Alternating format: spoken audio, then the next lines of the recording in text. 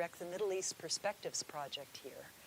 Today we're going to talk about a very interesting and newsy subject, and that is the UN Relief and Works Agency for Palestinians, or UNRWA. It has a long history, and it has been the subject of controversy and heavy criticism in the past as well as recently. UNRWA was established in 1949 to aid hundreds of thousands of Palestinians who fled or were otherwise displaced during Israel's War of Independence.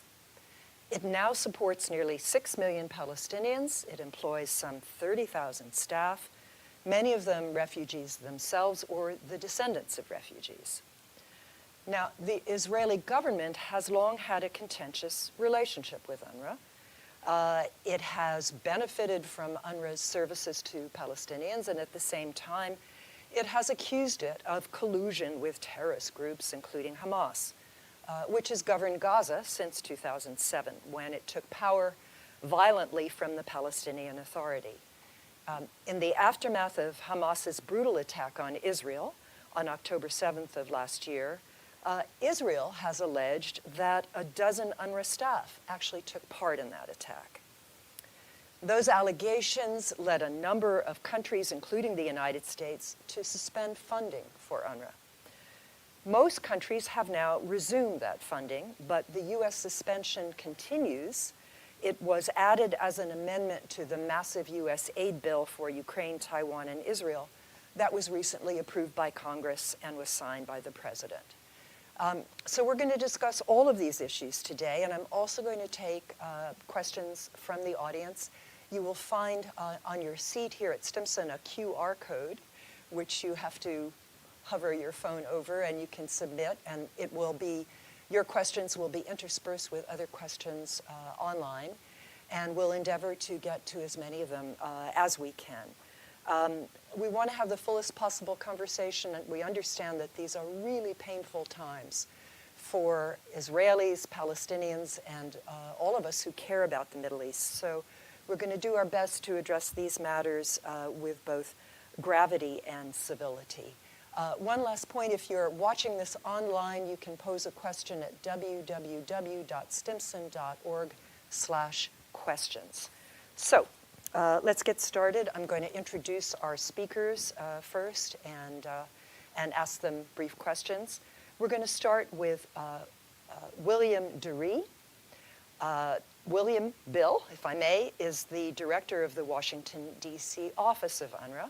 He's part of a team that clarifies to U.S. policymakers the agency's mission, programs, and challenges. Prior to joining UNRWA in 2018, Bill served in the executive and legislative branches of the U.S. government, including as Deputy Assistant Secretary for Senate Affairs under Colin Powell, and as a senior executive at major business, trade, and membership organizations. Next, we're going to hear from Andrew Hyde. Andrew, who actually suggested this event, is a director and senior fellow of the Multilateral Financial Diplomacy and Powering Peace programs here at Stimson. His areas of expertise are diplomatic engagement, national security, multilateral organizations, governance, and climate security. Prior to coming to Stimson, Andrew served 28 years as a U.S. Foreign Service officer, and he worked extensively on multilateral diplomacy on the global and regional levels. And then last but not least, we have Marissa Herma back for another event. Marissa is program director of the Middle East program at the Wilson Center. She was previously a non-resident fellow at the New America Foundation. She has led projects in the Middle East that focused on economic development, the Syrian refugee crisis, education, youth, gender development, and governance. She also served as director of the Office of Jordan's Prince Ali bin Al Hussein and directed the Information Bureau at the Embassy of Jordan in Washington. So a very well-qualified panel to discuss these issues. So, Bill, I gave a very brief history of UNRWA, but perhaps you can explain how it came to be responsible for the welfare, not just of the Palestinians who fled what became Israel in 1948-49, but of their descendants. Tell us also how UNRWA is operating now in Gaza under very difficult circumstances, And if you would address some of the allegations that have been raised against UNRWA, that would be great as well. So the floor is yours. You only have an hour. Well, first, Barbara, thank you. Thanks, Dixie, for the invitation. I have to admit, when you hear the bio of my colleague, it sounds like a quite a job. But let me answer Barbara's open. Is it on? Aha. That's better. Okay. Okay, green is good. And the people online will just haven't missed those two awesome opening jokes. So let's begin at the beginning a little bit. And let me just make note of Palestine refugees and protracted, so I don't forget to get to that. First of all, for those of you who aren't that familiar with UNRWA, UNRWA is more than Gaza. We have 5 fields of operation. They include Jordan, Syria, Lebanon, the West Bank, including East Jerusalem, and of course, Gaza. We provide what we describe as an array of government-like services, including primary health care, education, social services. So I'll talk a little bit more specifically about UNRWA's Gaza operation in a moment. But outside of Gaza, just to be clear, we educate 250,000 girls and boys up to grade 9. We have vocational training for another 6,000 students, access to health care for almost 2 million patients, and we provide cash assistance to about 900,000 folks, particularly most recently in Syria. And this cash assistance goes for food, rent, things like that. And this is no small thing when the economies in these places are rapidly going downhill. So the point I'm trying to make is we're different than other UN agencies. We are operational, albeit funded with a voluntary funding model. And we'll get to that. I think Andrew will talk about that as well.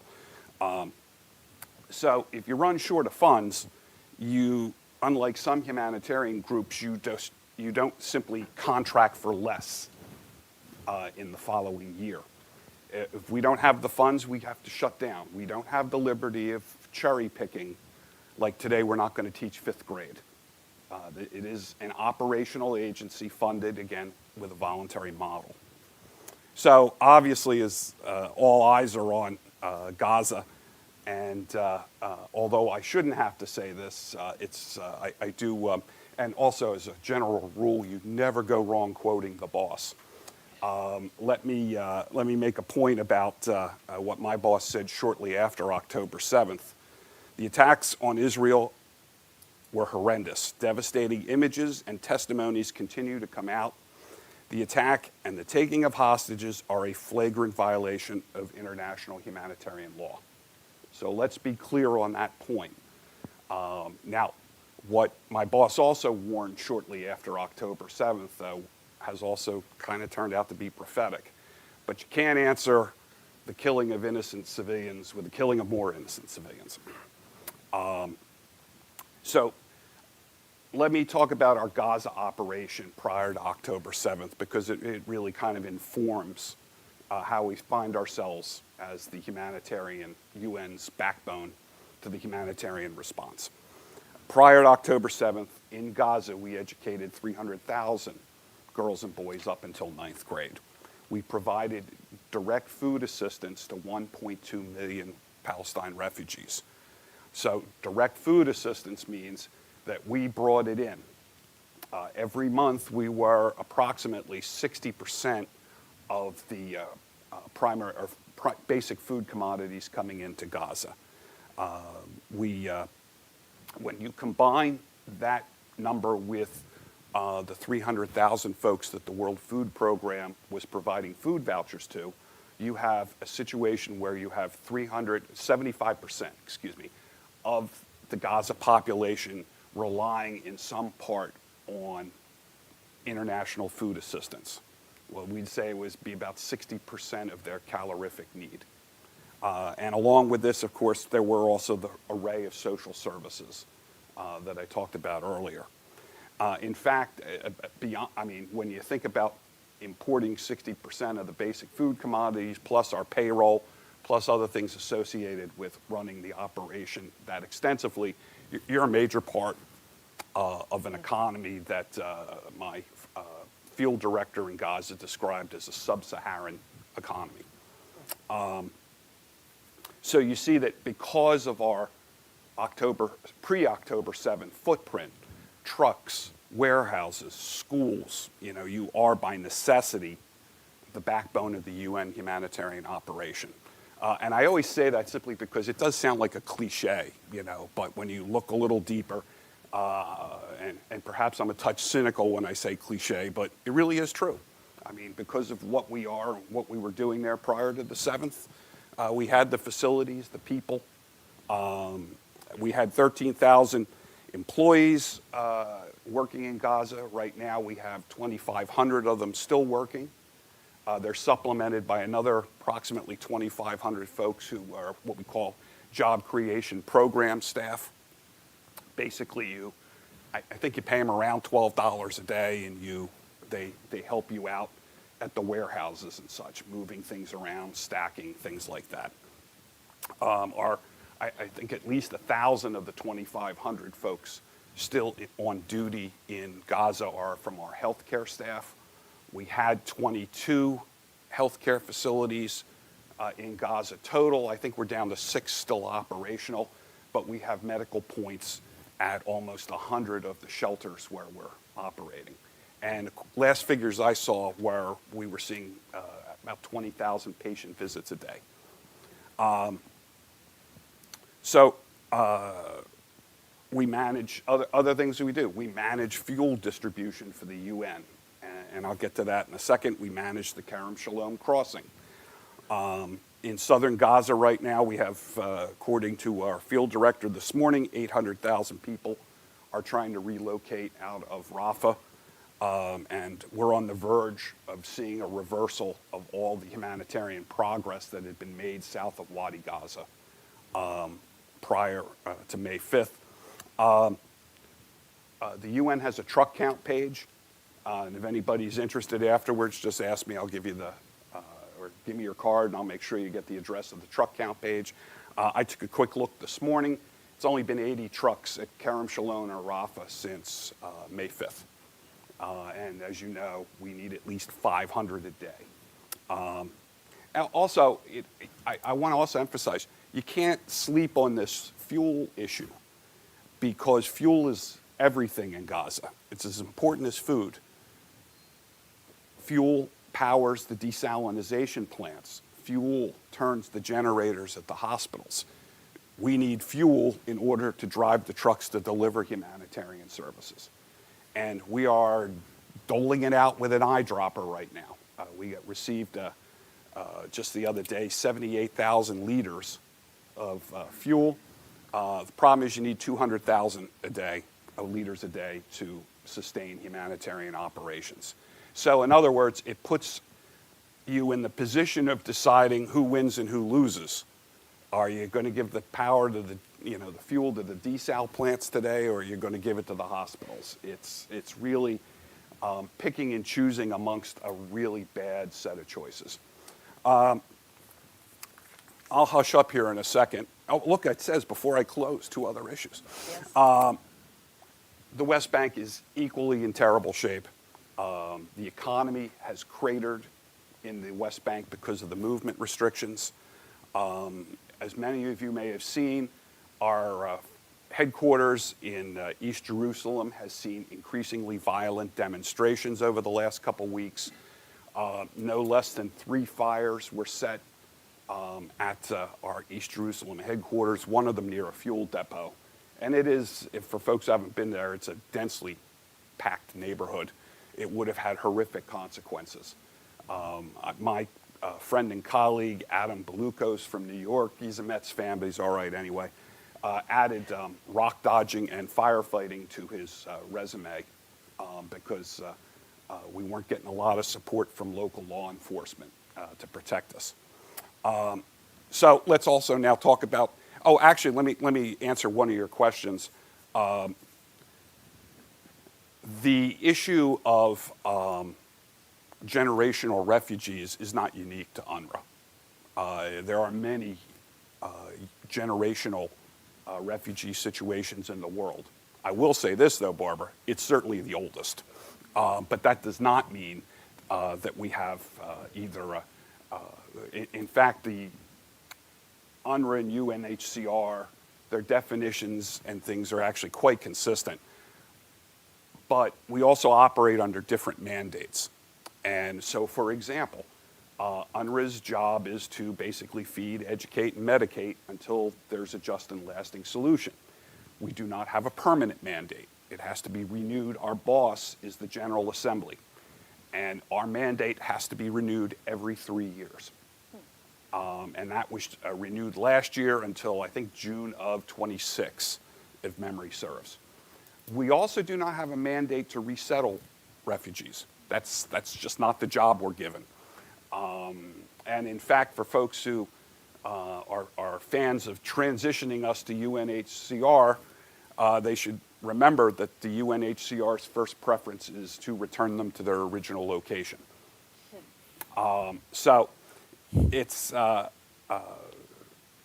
anyway, these are, we're alike but different. But remember, most of this is not because UNRWA wakes up one day and decides to do it. Our boss is the General Assembly. You want to change the mandate, you want to change the mission, got to talk to the General Assembly. We execute the policy. Now, elephant in the room.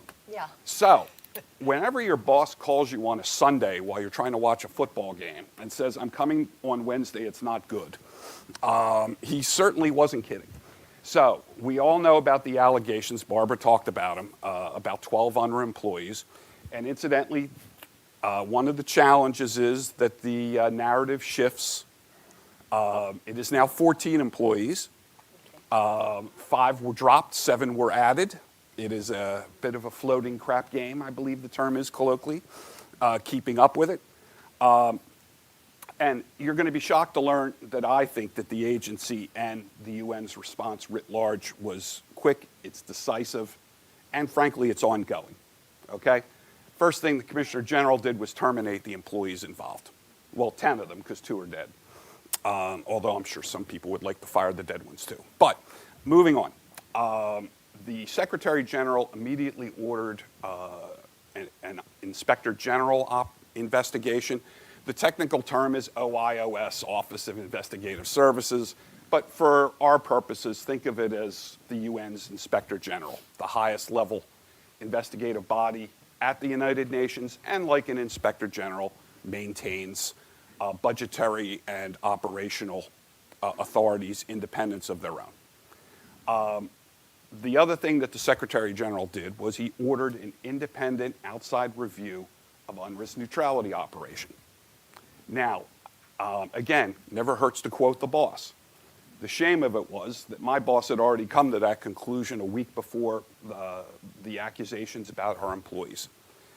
In fact, it's very personal to me because he called me, first of all, to forestall my having to be on a meeting at 2 in the morning. Very much appreciated. But basically what our boss, Philippe Lazzarini, said was, Bill, I understand the problem for policymakers. We say, we're accused of X, others say Y. And after a while, it really does become confusing to policymakers as to know which way is up. So he had already decided upon an independent outside review. The Secretary General took it over following the allegations about our employees. But it's why you might see, and you'd have to be reading lists like you're following the ups and downs of the Politburo, perhaps, but that's why it always says in coordination with the Commissioner General, because in all fairness, it was Philippe's idea. Obviously, and we can talk about the results of the independent review later. Which have also been criticized by the same people who criticize UNRWA as not, right. Not independent. So it triggered the kind of reaction that you would expect from donors. 16 major donors paused their funding to find out what was going on. 14 have now returned. The only 2 who haven't are the US and the UK, and Barbara, you touched upon that in your opening. One thing I want to just close on, because there's often a lot of confusion about this, and we'll talk about the Kelowna report, I would expect, as we go along here. But The Inspector General investigation is limited to the accusations of direct UNRWA employee involvement in October 7th. It's an Inspector General investigation. That means you don't get insights into what they're doing until they release their findings. The only thing we've heard is that the focus changed a little bit, and we only heard that because the Secretary General's spokesperson gave an update. But it's outside of our control, and so obviously is an independent outside review, but that was related to UNRWA's neutrality operation. And you know, I thought it was obviously for those who didn't like it, the fact people don't like it, it's just a polarization of the issue. As soon as you say something nice about UNRWA, it must be wrong. Essentially, it said UNRWA has practices and procedures for neutrality better than anyone else, but more can always be done. And of course, the Secretary General and the Commissioner General embraced those recommendations, said we're going to implement them. In fact, an action plan is under development. I can tell you how it's going to work because I've seen the drafts of it. Basically, what you're going to have is the low-hanging fruit, the things that may require procedurally an extra year or so, and then the longer-term ones. Now, that's because some of these are things that are going to require more money. And, you know, it's going to be up to the donors to decide if they want to fund those. I have talked too much, and I will hush up. Yeah, you didn't disagree I talked too much. No, but I do have one just sort of basic question. I mean, Hamas has been in control of Gaza since 2007. Hamas has been the government of Gaza, certainly up until October 7th. It seems, I mean, how do you vet people for their views of an organization like Hamas or Palestinian Islamic Jihad when they have to work with government officials who are themselves employed by Hamas? Well, this is actually, for the record, folks, we did not coordinate this. This is a great question. Now, let me. Thank you. Let's dispose of this narrative. The narrative that we are riddled with Hamas is one that is not supported by facts. So, for example, in the independent outside review, it was noted that there have been those accusations, but no evidence has been provided. Now, as trustworthy as I am, and I am, you can also take a look at the results of the U.S. National Intelligence Council's findings about the information it was provided with regard to UNRWA. All right, it had several conclusions, but two of them that caught my eye were, number one, of course, because of the operational nature of what we do in Gaza, there is low-level contact with the de facto authority. But there's no evidence that we are in cahoots, I guess for lack of a better word, with Hamas. And the other thing they said was, and this was to me just as a former state person, and I don't know how Andrew felt about it, but it was an eyebrow raiser. For me, it said, and Israel dislikes UNRWA so much they shade the data. So that one really did raise an eye. I mean, because it was just, wow, that's really in there. So the report apparently is classified. So of course it was in the Wall Street Journal, right? And apparently what people who have read the report and the Wall Street Journal article have told me it is in fact accurate. Now, UNRWA does the best that it can do. You know, one of the things I would kind of turn the question a little bit, UNRWA is an underfunded humanitarian and human development organization, okay? We cut back our benefits because of funding shortages. Classroom sizes get bigger. Believe it or not, we run structural deficits every year. So in other words, they range from like 37 to 75 million. So in other words, we do all we can to get through the year, make payroll, and first call on whatever we're short in the following year goes to pay that structural deficit. So the idea that a humanitarian and human development organization is supposed to have an intelligence service better than its neighbors is really just a little bit disingenuous. But the other part, and it was covered in this Kelowna report is, we provide the employee list to all the host countries, including Israel. And the United States asks for it from time to time. All right? If you're going to do this, the point of the independent review was, if you're going to do this, then everybody's got to be involved. And as the Kelowna report indicated, we haven't heard until late January, ruining my playoff game. We hadn't heard before January 25th or whatever the day was. We hadn't heard from them in 13 years. So I think sometimes people who live in glass houses shouldn't be throwing stones. And Ms. Kelowna has a lot of good recommendations on employees that we're going to look at. And we're going to do the ones we can do. We said we'd implement the recommendations, and we will. But let's all remember, the UN doesn't run an intelligence agency, all right? We're a humanitarian and human development organization.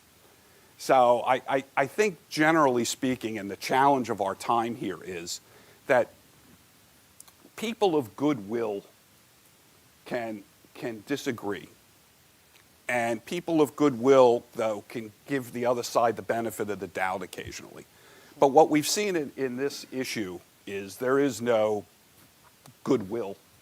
Everybody seems to be locked into their own narrative. In fact, our Commissioner General, you see how I keep quoting the boss? The Commissioner General talked about this the other day. He was on the podcast Awake at Night with the head of UN Comms, Melissa Fleming. And he said, just because you express sympathy for one side doesn't mean you don't have sympathy for the other. And that's, for my boss, therefore for me, the thing that's really missing here. Okay, now you have talked plenty, so we're going to give our other panelists a chance to come in with their perspectives. Oh, dear. And don't look at your watch, no. So, Andrew, you suggested this panel, and I've had mixed emotions about that over the last few weeks. Still talking to me, at least. But I'm still talking to you. I'm glad you're here. So, explain a little bit more about how UNRWA is funded, why it still exists as a separate entity, and just, this funding structure is different. I know UNRWA does ask for donations from the general public in the same way that, say, UNHCR or UNICEF or WFP, World Food Program, does, but it's different from those organizations. I take it in key ways. So, if you could explain a little bit about funding. Absolutely, and thanks to you. Thank you very much for hosting this, for pulling this together, and I think it's a timely discussion, obviously, for all of us to be having. There's a lot going on in the world and in this region, but I think what we've heard from Bill this morning, UNRWA is an instrumental organization, obviously, and I think it's important, first of all, and maybe this should go without saying, but it is important to say, Gaza is a very challenging situation. It's a war zone. There's a lot of death and destruction going on there. UNRWA is operating in that environment. It's not doing it perfectly, and I'd be the first to call them out on various things, and Bill's alluded to some of them. But I also think that it's being held to standards that perhaps look pretty normal and comfortable Washington inside the Beltway. But in a war zone where there is so much death and destruction and uncertainty, the fog of war, not to be underestimated. So I think it's important as we talk about it to keep that in mind. You mentioned funding, and that is something I focus on here at Stimson. I have this project, you alluded to it, about U.S. financial leadership in multilateral organizations. So we look at how multilateral organizations, mostly UN organizations, but dozens of them, are funded, the structures they have, the why they have it, the history, the reasoning, how it works. It's not an accounting project. It's a political project, frankly, because money is politics. And so how things are funded and the way they're funded or not funded in some cases has enormous political implications. So we've done a lot of work. I wrote a piece in fact, in January after the funding pause about UNRWA's funding and some of these issues that we're here to talk about today. So I think, again, this is very timely that we're looking at it. We started talking at the beginning that the one thing I want to make a distinction on is you have a number of UN organizations, the main UN is funded by what they call assessed contributions. So those are contributions that UN agencies can expect from member states. Member states have made a treaty obligation commitment to provide funding at a certain percentage rate related to their share of the world economy, not directly, there's some anomalies there, but mostly to their share of the world economy. And they are, in a sense, assessed a certain amount based on the UN budget, which they themselves have approved of. They are assessed a contribution share, an amount that they need to provide during the course of that year. UNRWA is not one of those agencies. The other side of assessed contributions are voluntary contributions, and we've talked about that. A number of agencies exist either in part or almost exclusively on voluntary contributions, mostly from member states, mostly from governments, but there are outsiders as well, private companies, philanthropies, and even the general public that fund a number of UN organizations, provide funding for UN organizations, mostly and not in a hugely significant amount, but in an amount that makes a difference in those organizations, and I think is one of those, and I'll come back to that in just a moment. So what does that mean? Well, that means a number of things, obviously. First of all, it means that agencies like UNRWA do not have the luxury or the confidence to plan too far in advance in terms of their funding because they don't know if it's going to get pulled or not. We saw during the last administration, in fact, they pulled the funding for UNRWA completely for a couple of years. And that caused huge internal implications within UNRWA because U.S. funding is a significant, voluntary funding is a significant amount of... What percentage has typically been U.S. funding? U.S. funding's been around 30 to 40% of the program budget. Okay, and the Trump administration suspended it. That's right, the Trump administration. What reason did they give? Do you Well, remember? some of the same issues that are coming up now, specifically related to Gaza, were concerns that Israel has had for a long time about UNRWA. Okay. Distrust, neutrality, a number of things that we talked about, Bill mentioned, alluded to, the Colonial Report talked about. Basically, Israel has felt, along with a number of other UN agencies, that UNRWA is biased against Israel and Israel's interests. And the Trump administration took note of that quite seriously. It had a larger policy goal, I think, of trying to suspend funding in a number of UN organizations, including the Human Rights Council, UNESCO, others. Israel was often a big key part of that, but it wasn't always exclusively the key part of it. But this was a way that the Trump administration and many U.S. administrations over time have felt they could make their mark by withholding voluntary funding from UN agencies. There's some history of withholding some assessed contributions in certain places. I won't go into that in this case, but there is a tradition of doing that. It has obviously very positive and negative consequences for the mostly negative consequences for the organizations and their ability to function and to plan. But the larger structural question here, I think, with UNRWA and the U.S. contribution has been whether it has the confidence to plan very far into the future, not sure that it's going to get the money that's been promised. So in January, of course, Israel came forward with its charges against UNRWA. The 12 employees, now 14 you mentioned. UNRWA facilities, these have continued to come out from Israel. The UN has made a lot of efforts to investigate. Others have looked at it carefully. In some ways, the facts that Israel points to are not actually wrong. What's behind those facts, I think, is where there's an interpretation question, and we could get into that more in the discussion. But what happened? Well, about 16 donor states stopped funding almost immediately. The US led the way. But about 16 donor states promised $450 million of funding for UNRWA. At the time, UNRWA has had, or I should say this year, has had a budget of about 800 or 900 million for its programs. And then it launched a Gaza appeal after October 7th of over $1 billion to help out in Gaza. So it was actually, UNRWA was kind of on track to be planning, not with confidence yet because it didn't have the money, planning on almost $2 billion budget given the situation in Gaza. And suddenly, of course, this comes up. Bill's talked about the way UNRWA reacted to it and how it responded. But suddenly UNRWA was looking at a hole of $450 million that it wasn't going to be getting from various donors. Now, we've had these different investigations. You mentioned the two, the internal one and then the Colonial Report. That has led most donors to come back So if you're counting up the number of donors, things are looking pretty good. You said 14, I think. 14 to 16 I have a question about Romania, because I don't know that they've come back. over the weekend. Okay, Austria came back over the weekend. I didn't realize Romania had as well. Okay, so it's the US and the UK now. Can't sleep on this, man. Yeah, right, 24 hours a day. But, of course, contributions aren't about the number of donors, it's about the amount of money. Exactly. And, the US is the largest contributor to UNRWA. Now, the US last year contributed $422 million to UNRWA. This was before the appeal, most, I believe. So that was a pretty big chunk of the budget that the UNRWA had been counting on. Now, normally the US, and there's a whole bunch of issues here, the US doesn't pay its obligations, its financial obligations to the UN on time. Interestingly enough, this year, not for the first time, but unusually, the US had made a payment of $70 million to UNRWA in the first couple of weeks of January. That's standard. Which is standard. They do the little initial upfront. But then stopped with the funding, with the other donors, stopped it. And waited for these reports. The administration said, we're going to wait for some of these analysis. We're going to do our own analysis. We're going to see what comes out.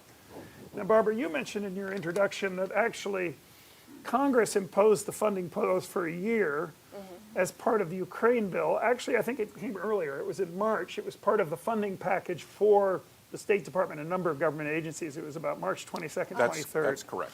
Okay, So sorry, there was I stand corrected. no. Well, it's just important to get the right one. So there was part of the funding package. I've talked to folks on the Hill, and it was a very tough negotiation. But in the end, folks in Congress felt strongly enough about it that they basically forced this on the administration and said, no matter what the results are of these studies, no matter what, we're not going to see more funding this year. So a one-year funding pause. Again, a pretty big chunk of money out of the budget. Now, for the moment, UNRWA's got enough cash liquidity to operate for another couple of months, I think is what we're working. End of June, okay. But we're working on it. You're working on it. And other donors are trying to compensate to some extent in that respect. Now, the EU has sped up some of its funding, so once it resumed funding, it's now spent 50 million euros of the 82 million that it had pledged for this year. So it has sped up some of its funding. The Nordics and the Japanese have actually stepped up and said they're going to try to do more. And UNRWA has actually managed, I think, with all this to get a couple of new donors, interesting enough. Iraq and Algeria have stepped in and funded or are promised funding, but again, not in any significant amount. Can I stop you there? Most of the funding comes from Western countries, Yeah. my understanding. So why do we not see names like Saudi Arabia, UAE in terms of funding? Well, that's a good Maybe question. that's a question for Marissa. So. We can come back to that. I do think it's important to remember that when the U.S. did the funding pause during the Trump administration, which lasted for a couple of years, you did actually have a number of countries in the Gulf step up and add in, Qatar and others, add in more money, or add in money in some cases, more money in others. So there was a sort of compensatory effect at that point. I think with everything going on, we haven't seen that as dramatically in the UNRWA case at this point, but there's a different regional dynamic right now as well. Bill talked about, I won't go into the number of employees and where things stand, but I do think that a lot of the charges are of obviously serious concern if you take them at face value coming from Israel. You see UNRWA facilities that are being used by Hamas. You see UNRWA vehicles that at least seem to be used by Hamas. You potentially have people who once upon a time worked for UNRWA who are aligned with Hamas, perhaps. I think those are very serious concerns and they need to be addressed. And I think a lot of people have gone into these in great depth. In this one case that was just a few days ago, this one warehouse, for example, it's clear that UNRWA had abandoned the warehouse in retrospect. I mean, it is clear. Thank you. That had abandoned the warehouse. Did it take all the vehicles with it? No, it couldn't. Did Hamas realize that that was an opportunity, a military opportunity to come in? Because guess what? Maybe there was not going to be IDF bombing there, et cetera. Sure. I mean, they did a logical thing you would do in a wartime environment. Does that mean that UNRWA management and staff institutionally and systematically are complicit with Hamas? No, I don't think it does mean that. But again, the fog of war, you talked about the he said, she said, there's a lot going on, there's a lot of confusion. It's just important to keep the context, I think, in mind. We're going to talk, I would like to get back to the Colonna report because I think the Colonna report points to some of the longer term reforms that UNRWA itself accepts, and Bill mentioned the action plan that UNRWA's building in response to it. It's not going to take every single recommendation. I don't think anyone expected them to. Is it going to do it in the right way? Probably there will be room for improvement. But again, I want to go back to my first point. We're operating in a wartime environment, and UNRWA is under a lot of stress. You said 13,000 employees, there are only 2,500 still working. This is not a smooth running machine that is going to shift and reform and change over a long period of time. In many ways, this is an organization that's under enormous amounts of stress and already has a very difficult mandate, humanitarian, human development, you mentioned, in those areas.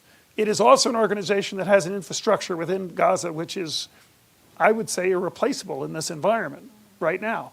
Sure, could you find something else in 10 years in a quieter, more peaceful place? Yes, probably. But in this environment, to just sort of say, well, let's move it aside, and now we'll start to operate, what'd you say, 60 to 70 trucks getting in? And then where does that go? The U.S. pier has been built. It comes, the food, the aid comes ashore, and then how does it get distributed? Again, there are other UN organizations there in certain ways, World Food Program and others, but not at any scale, not with the knowledge, the relationships, the history that UNRWA has. So I think it's important to keep ourselves grounded in some reality of what the situation is like there on the ground. Why don't I stop there at this point? Okay, we'll get back to the Colonna report in a little bit. Marissa, I want to turn to you. You have experience with what UNRWA does in other places outside Israel and occupied territories. What's your impression of this agency? What role does it perform in Jordan, for example, Lebanon? Yeah, so thank you so much, first of all, for this very important discussion. Can you all hear me? All good? Okay. As Bill mentioned, in addition to Gaza and the West Bank, UNRWA also exists in Jordan, Lebanon, and Syria.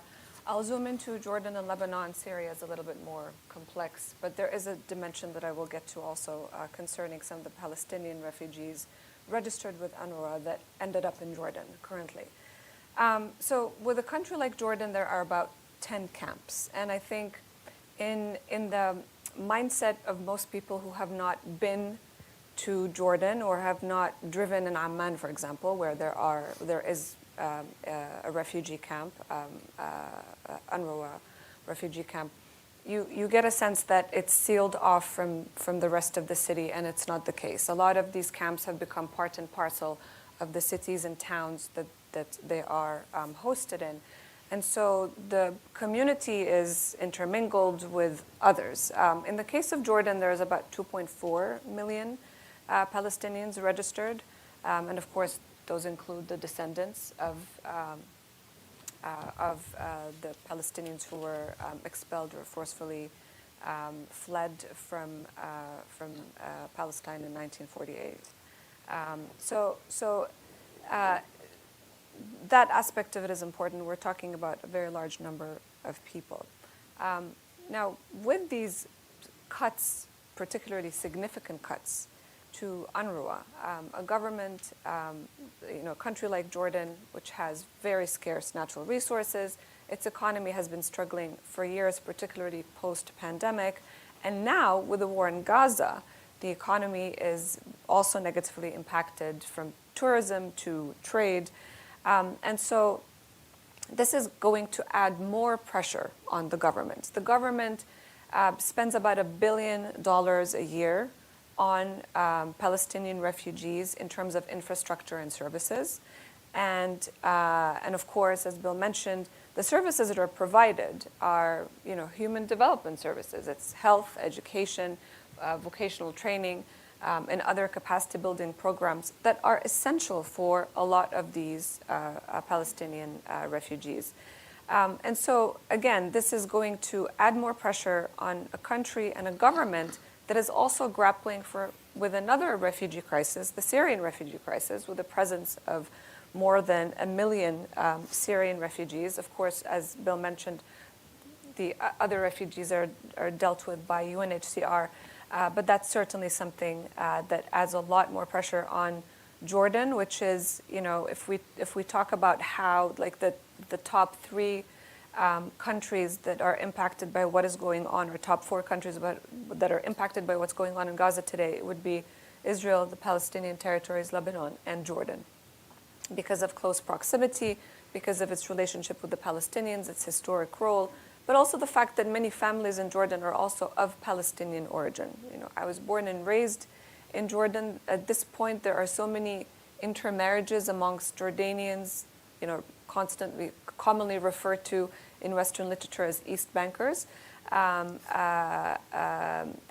Palestinians. And so it's very difficult to sort of separate these two entities. With regards to the refugees that are officially registered with UNRWA, they still maintain that refugee status because, as you mentioned, Bill, your mandate is not a permanent one because it's linked to a just and durable solution of the Palestinian-Israeli conflict. And it is also linked to Resolution 194, which is the right of return. And so even though the vast majority of Palestinians understand the reality in the region, they understand that they cannot go back to where they were, their ancestors or their grandparents were from,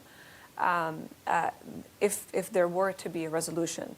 But there's also a compensation issue. And so for them, it's a very important part of holding on to UNRWA and, beyond, of course, just the day-to-day services that are absolutely essential to keeping UNRWA, to keeping them running.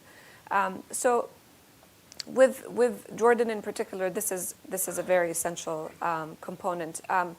Lebanon has about 12 camps, and Lebanon has its own share of political challenges, economic problems, the presence of Hezbollah, which complicates things, particularly given its, Hezbollah's relationship not only with Iran, but with the various other Palestinian factions that operate from various parts of Lebanon.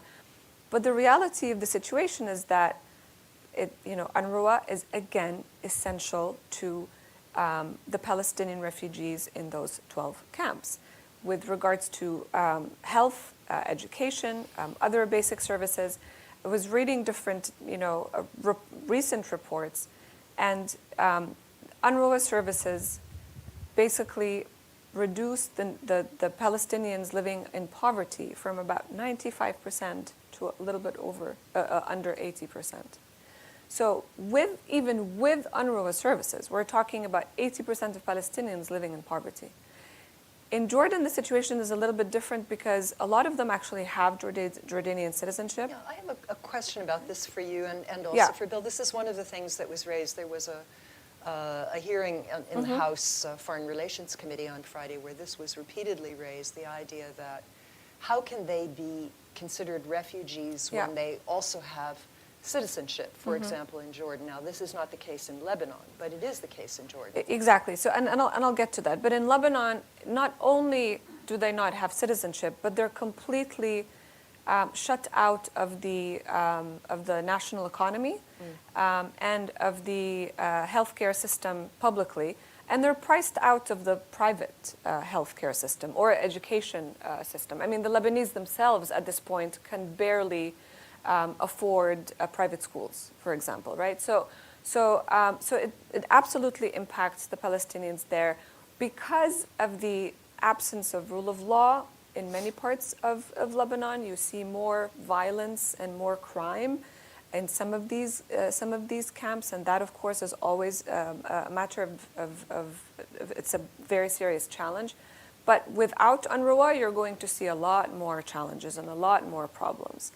And again, with the employment factor, because they are locked out completely of the national economy, they can only work with UNRWA. So it is significant. In Jordan, I think the contribution is a little bit over 120 million to the GDP.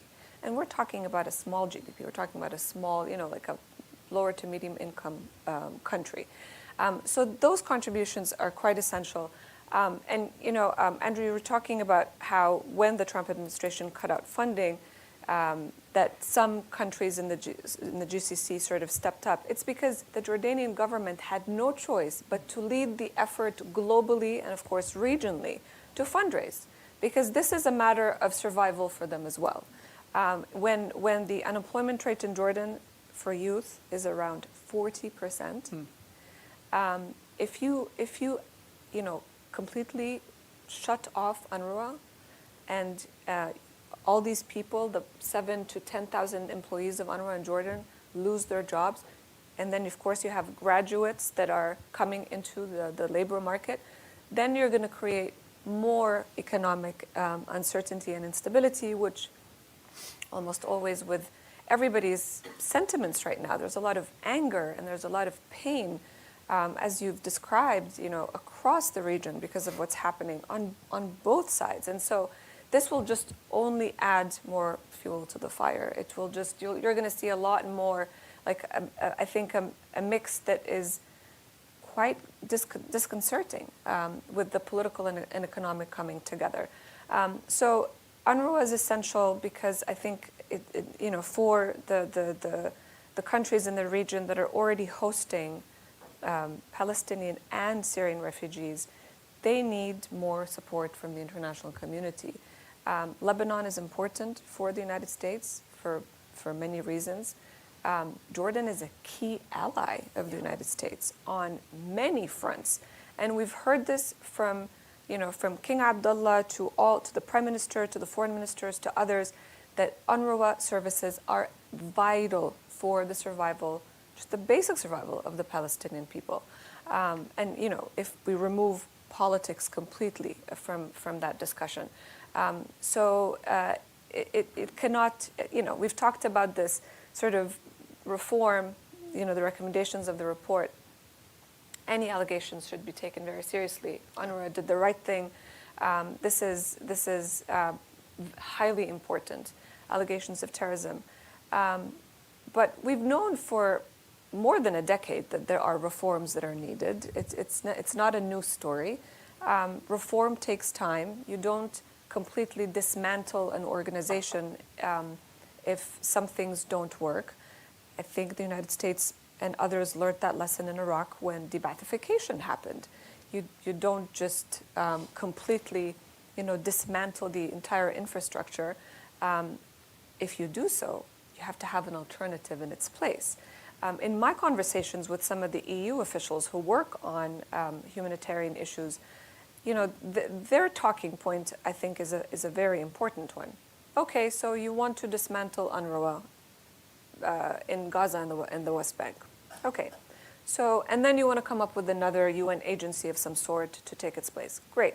Where do you think we're going to hire people for this new organization? They're going to be former UNRWA employees because they have the institutional capacity and knowledge and the training and the community relations. Arab culture is a highly relational culture. It's very community focused. And so those are very important factors to keep in mind. And I'll stop right there.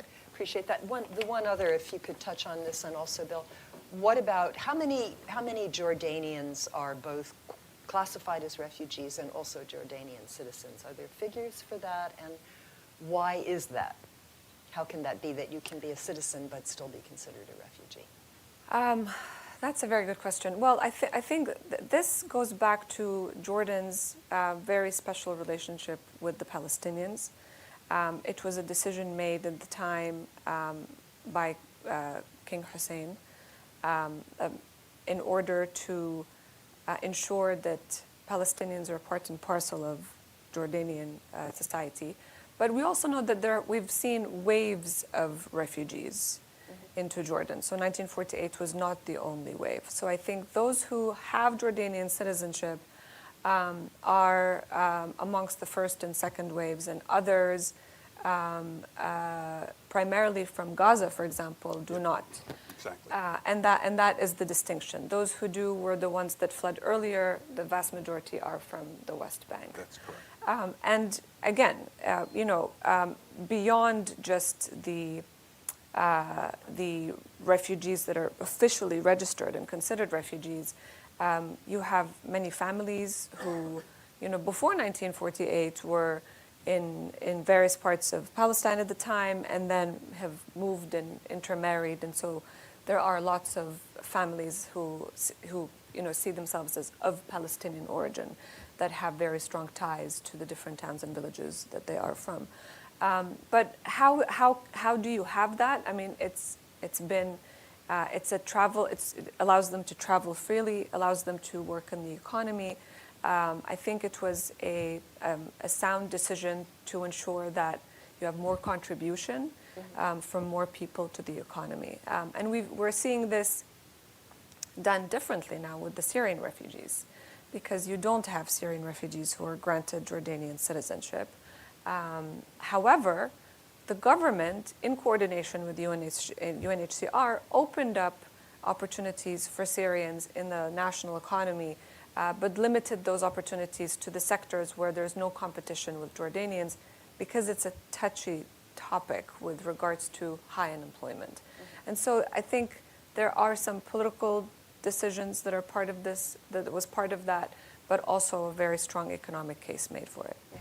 Well, let me go to you with that question, because I mean, I'm going to stick with Marissa's answer. Thank you. but the notion that there are people who've lived for however 40, 50 years in Jordan and still have refugee status. I mean, it is. Let's face it. It's a way of continuing the political struggle for Palestinian rights, and that these people will not lose this status until there is some sort of Palestinian entity that they could theoretically return to or have a passport from, something that would replace the identity of being Jordanian or Syrian or Lebanese. You're making the points for me, so thank you. No, as did you. Now, but this is but, also what Israel objects to, right? Because they don't want the notion of these people ever being able to quote unquote return. Yeah. Look, the situation is, and I'm sure my boss says this, but it probably sounds better in French. This is like the tail wagging the dog, okay? Palestine refugees exist because there's not a political solution, not because there is some power grab by a UN agency to continue the issue.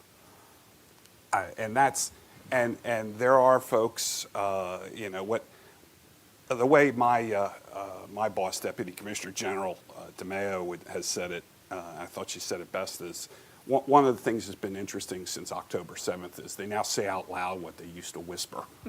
If you get rid of UNRWA, you get rid of the Palestine refugee issue. But the truth is, you don't. Yeah. You mentioned, who mentioned the resolution? 194, yeah. 194. You mentioned the UNHCR. The issue doesn't go away just because UNRWA goes away, and that's the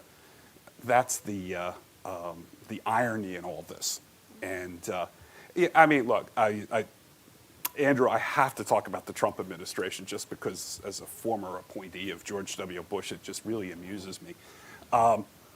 As I understood it, the administration terminated all humanitarian assistance to all Palestinians, making them the only people in the world the U.S. would not grant their largesse to.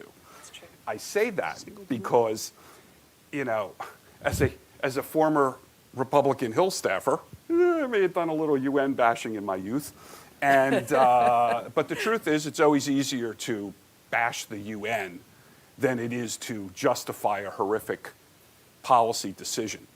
And I believe it's Bob Woodward's book, Rage, that's really worth reading because it gets there. There's like a page. I mean, there's so much, right? But there's a page where they discuss this issue. And I did say in defense of Mr. Woodward, the veracity or not, you saw it over and over again. We don't give money to the Palestinians because they said mean things. And upon that, foreign policy was made. So I would say that, to single out UNRWA in the Trump administration is a little technically correct, but that's the lipstick they use to put on the pig. And, also I really have to come back, because you really say it best, fog of war. We are in such a fog of war situation here. And I blame Tom Clancy and Jack Ryan on Prime in part because, especially early on, we were getting questions like, it was a Tom Clancy episode where you had a satellite looking down and I could count everything and know everything. And where can you go? What can you do? So, for example, you talk about the facilities, and thank you for mentioning that, fog of war. Oh, there they are, UN in cahoots with Hamas. Well, we abandoned the place because it gave us an evacuation order. There's tunnels under our headquarters. Shocking that they would use, an international organization as a shield. And I might add, it was 60 feet under our headquarters. I mean, there was no necessarily finding that short of war. But we do find them from time to time. And what do? As soon as we find them, we tell the Israelis.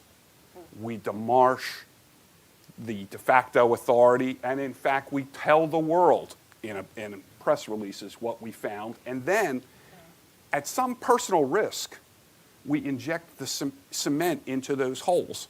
And I just want you to think about that for a second. My people are armed with a very stylish, very thin nylon blue vest that says UN. And you're in a heavily armed part of the world injecting cement into their tunnels. This is not, think about going home at night having injected cement into one of their tunnels. This is not without risk, and yet you never get the credit for it. Yeah. Here's a question that came in that I think is in line with this. This is, when UNRWA staff members see potential terrorist plans or planning activity, do they alert the Israeli military? And if not, why not?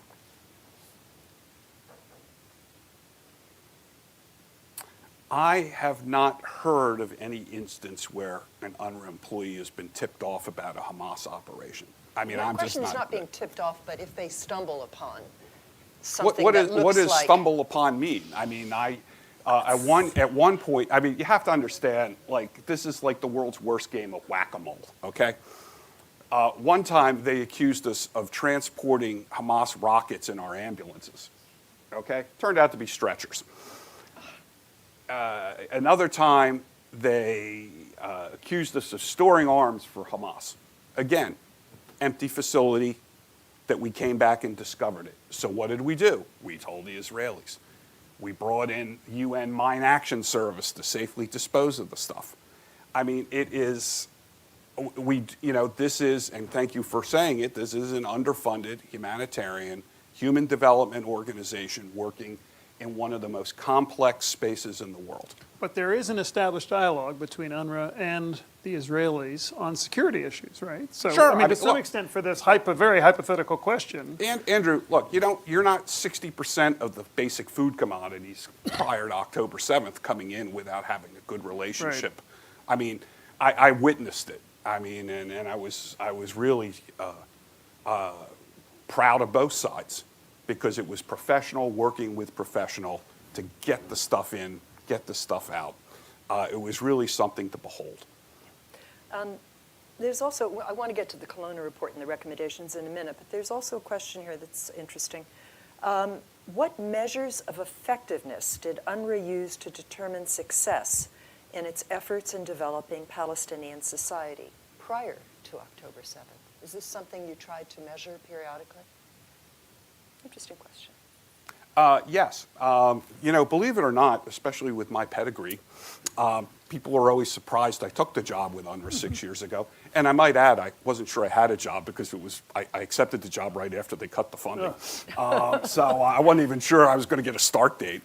I did my own due diligence. And, here's what I saw. We have, so our education gets quantifiable results. We educate children, and God, I'm going to sound like a Republican, but we educate children on a per unit cost cheaper than the host country, and our test scores are better. Routinely, so for example, in Syria, the top, so we only go to 9th grade, so they have to transition to the upper school, they take entrance exams. Apparently all 9th graders take entrance exams. We've had like the top student in Syria for many years running. So, from that perspective, for example, I look at it and say, well, wait a minute, my tax dollar is going to something that I, for once in my life, can feel more than good about, but actually see a quantifiable result. One of the things that I particularly am proud of is our microfinance program. Our microfinance program is so good. Know how good is it? Okay. It's so good, it's now self-financing. And, I looked at this lay of the land, and I thought this really checked all the boxes that an American taxpayer should feel good about where their money was going. So, yes, they do try and quantify that. And I think there's good stories to tell. Yeah, if I may add, if you just monitor Jordanian news over a period of time, you'll see so many different success stories of young Palestinian entrepreneurs and others who, and they're very proud to talk about how they all were, born in a refugee camp, where they are now, and how these services were essential to them. And as soon as this decision was made to cut funding, a lot of them went to social media to talk about where they are today and how they wouldn't have been anywhere close to achieving what they've achieved without that education, healthcare, et cetera. So I don't know if we have sort of reports to sort of capture, but I think there's so many stories to tell. And we think our annual reports cover that, but also more important, outside groups. Yeah. Good Lord, I can't remember the name of it, but basically the donor states pay someone to assess the agencies, not just UNRWA, on a rotating 5-year basis, and we got a heck of a good scorecard last time. And I can't remember the name of it, but when I remember it at 2 in the morning, I'll tell you all. I'd also add, although I'm really charming, dapper, and persuasive, in fact, I find that the best representatives of UNRWA are our students. What we try and do is we try and bring a couple of students over every year for the pledging conference, so people can get an idea of what they're getting their money's worth. Well, I had the opportunity to bring them down to Washington a couple of times, and I can tell you, in one encounter directly with a very senior member of the Appropriations Committee, completely changed the worldview, and we went from 0 to 175 million at a time when the Trump administration was trying to terminate our aid. These are impressive young folks. Yeah. I mean, you go to an UNRWA school, you're walking in, and it could be up to 50 people in the classroom now because of budget cuts. There's no heat, there's no air conditioning. You go and they're all, and they're all, of course, all concrete buildings, so they're wearing a coat a lot, but they still learn, and they still want to succeed. One of our best success stories is actually the Gaza population is so overeducated. We were able to pick and choose and start a Gaza computer center. And in fact, now that computer center, who knows if it's still standing, I regret to report, but the computer center was actually then being contracted by the UN writ large to provide computer services. This is a very educated population. Let me ask about the contents of the school books. This is another thing that comes up, that UNRWA is educating Palestinians to hate Israel. So the question is, do Palestinian school books and Israeli school books, do their content both meet UNESCO standards? I don't know what those are. Is it true that UNRWA schools use books that are approved by Lebanon, Jordan, and the PA, and not UNRWA? So does UNRWA manage the curriculum, or is it the local authorities? Buckle up, it's a story, folks. Okay. One of the best practices in refugee education is to use the curriculum of the host country. There's several threads through it, not the least of which is sovereignty. But for our perspective, there's also a practical concern. These kids have got to take the same exams as kids in other school systems, and they all need to be on the same page.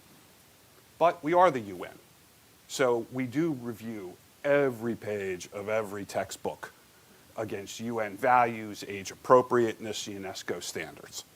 Okay. What are and- UNESCO standards? I have no idea. What, do I look like I work for UNESCO? I don't write checks I can't cash, Barbara. But what does come out is this. There are elements on about 3% of the pages that are outside of those criteria. Now, there's a certain irony, I have to be honest with you, friends, that in this whole debate, because only in America can you be you can be described as an expert on the issue at the same time as you're described as the reason for the legislation. So, in other words, having evaluated and found all this stuff, you then have to assume that somehow you're not addressing it. That is the suspension of belief that detractors ask you to buy into. So we have what's called a critical thinking approach. We have a grid for the teachers. When you hit this stuff, do you enter into a conversation with the kids, critical thinking, or do you tell them to simply flip the page and keep moving? Now, can it be done better? Sure. Foreign Minister Colonna said that. Let's stop you there because I want to go to Andrew and I want to talk to you about the Colonna report and what were the top recommendations as far as you were concerned? Well, a lot of the initial And impetus. this is a former French foreign minister Yes, for those who, yes, yeah. which Okay. was joined by several other entities from Scandinavia, actually, that were supporting it, who have extensive experience in the region and on a lot of these issues with UNRWA. So there was a lot of background here. Some see it as a bias or an inbuilt bias for getting a particular kind of result. But what they were charged with was really one of the specific aspects of the Israeli allegations against UNRWA, both in personnel and on facilities, has been a question about UNRWA's neutrality. Mm-hmm. And so Colonna was really asked to focus, not exclusively, because there are other issues that come up, but to look at the neutrality of UNRWA. How does that work in practice, in behavior, but how has that worked internally in procedures and other things? And UNRWA was, Colonna report I think was pretty upfront to say it's not perfect. It's not what it could be in some respects. I go back to the fog of war piece, and I think some of the things that Israel's talked about are justifiable concerns, but also understandable given the situation. In other cases, you see individual employees or aspects of what employees are doing which are not policy within UNRWA, but to some extent are maybe by the view of some allowed to happen. And UNRWA doesn't have as much stronger internal policies, I think Colonna talked about this, as it could to really make sure employees are in effect neutral, pull back, do not take on things that could be perceived as being biased in any way. And so I think the action plan that Bill talked about embraces some of that to say, yes, there is room for improvement. We could do better in that. And in across all the UNRWA areas, geographic areas, not just in Gaza, that there's a lot of focus there. One other aspect of Colonna, which I want to just touch on, there were sort of 8 main areas, and we can go into them, but I don't think we have quite enough time for that. No, But one area that was really, to me, mattered a lot was engagement with donors. A lot of donors, there's a lot of information out there. UNRWA does put a lot of information out there, but I think Colonna realized and felt, rightly so, that some of the transparency for donors to understand where their money was going, how it was being used, when it was being spent, what it was needed for, was not there. And part of the action plan that UNRWA is starting to work on, and I'm not sure how fully baked it is yet, the action plan, definitely says we can do better on that with donors. And so Colonna, I think, has had a very positive effect in that one aspect, as well as really focusing in on its main charge, which was to look at neutrality, both in policy but also in behavior of the staff. If I could add, because you're absolutely right, but I'd also say the premise of the report, which of course in this overheated world we live in, immediately was dismissed by half the argument. Started with, actually they do have practices and procedures in place. They're better than anyone else's, but you can always do better. So I think Right. that the point you keep making that you can do better is something that has to preface the recommendations. Some of it will take money. I'll give you an example. We don't have enough investigators. Need money for investigators. You know, some of it was also really interesting because I did not expect they took on the issue of the role of UNRWA's advisory commission, which is made up of hosts and donors. And basically the conversation was that this advisory commission has to take a better role in things. You know, we go to them with, we go to the donors and the hosts with tough questions, but that we don't often get an answer back. And as a result, you kind of leave, like, where you are is where you sit, right? Kind of leave the agency hanging a little bit when you don't get any guidance from those who are supposed to be advising you.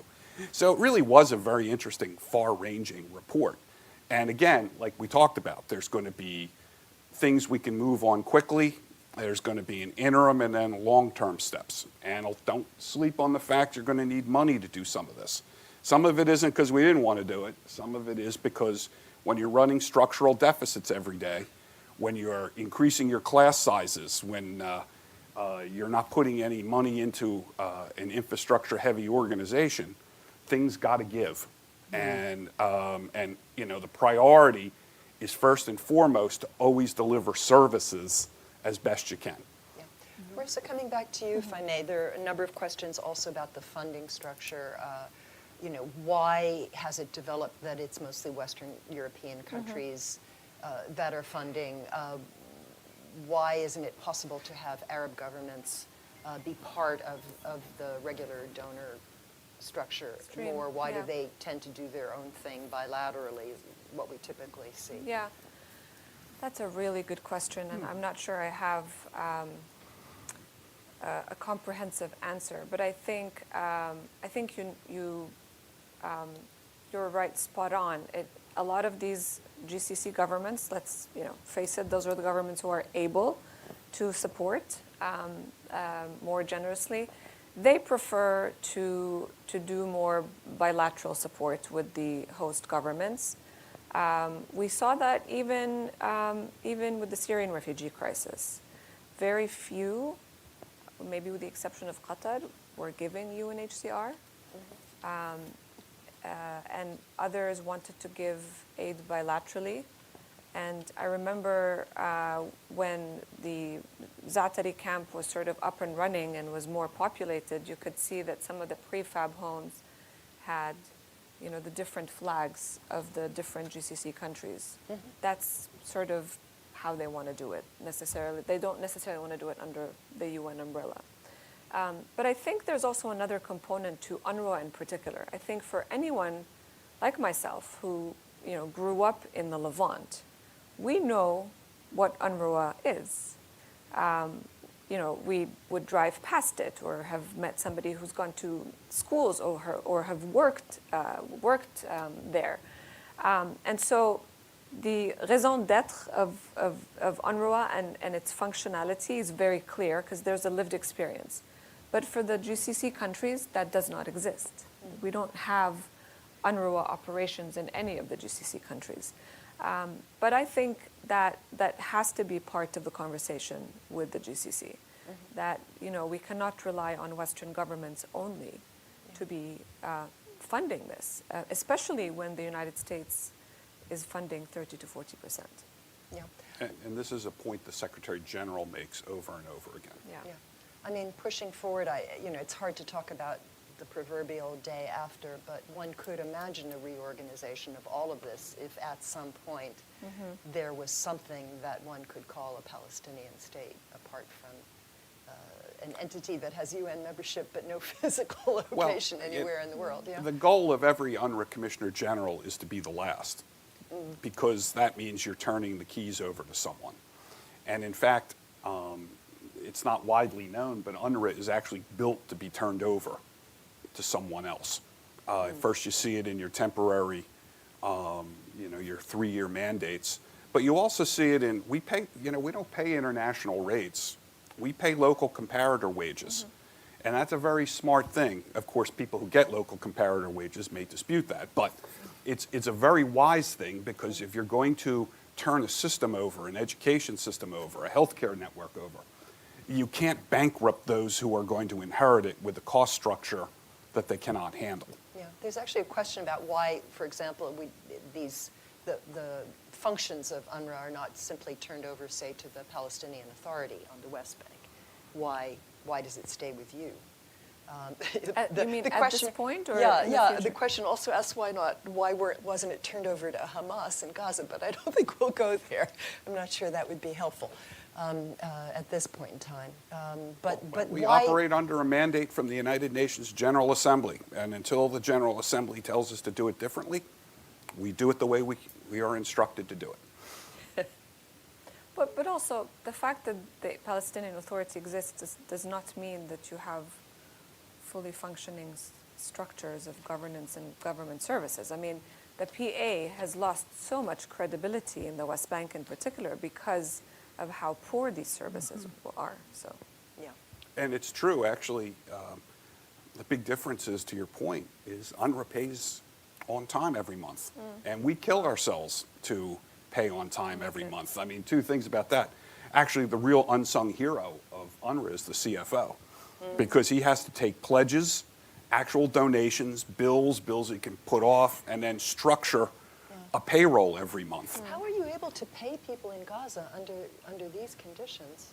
Well, you can still deposit it, but it's, In there's a nothing. theoretical bank that they don't have access Or to. electronically. Yeah, Yeah. exactly. And back to the fuel issue. Yeah. One of the things reporters didn't realize was, who needs fuel? Bank of Palestine.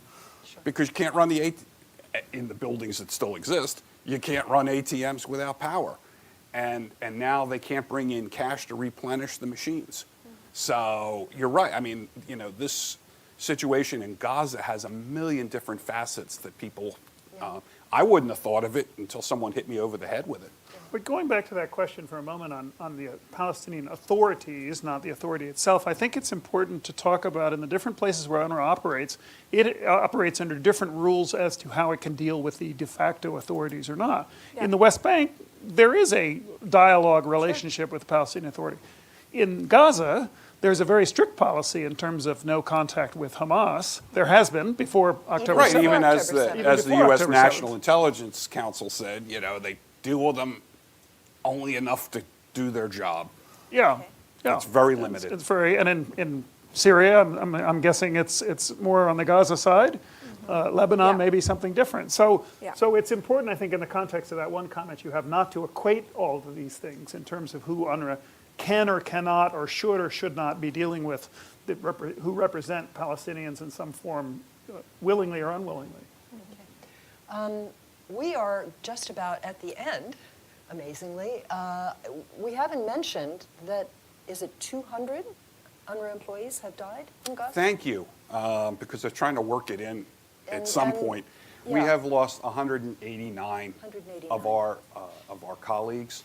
Our facilities are routinely struck by both sides, both combatants. Some of the stories are just heartbreaking, and also representative of the challenge of a UN agency in a war zone. We lost 2 people and 25 injured on a drone strike inside an UNRWA warehouse facility. One of the 2 who died was stacking diapers for delivery. I mean, this is just a terrible, terrible situation. And and thank you again, because it just brings up the larger point. No one is safe in Gaza. A gentleman that I work with very closely, that was, whenever the State Department had a question about a grant, he's the first person you'd call. My colleague Ira Colesrud would call him. He had to relocate out of Rafah, and he and his family were lost in a strike Saturday a week. I mean, it's very personal. Yeah, yeah. I want to thank all 3 of you for coming to talk about these issues. I have learned an enormous amount. I have to say, in preparing for this event and now listening to you as well. And I think what we try to show here at Stimson is that these are complicated issues. yes. And you cannot make binary, statements, particularly in a situation where there is an ongoing conflict. We very much appreciate this opportunity. As the head of our Gaza field, these former military, U.S. military, said, man, it looks black and white back there, but it isn't. So It is thank you not. for It the is not. opportunity to talk about that. And I want to also tell our audience here and online that our next event is going to be a book talk with General Frank McKenzie on June the 14th. He is a former head of Central Command, recently retired, and he has written a memoir which is fascinating. And my own perspective, I deal a lot with the country of Iran, and he has some very interesting things to say from a military perspective about dealing with Iran. So that will be on June the 14th at noon.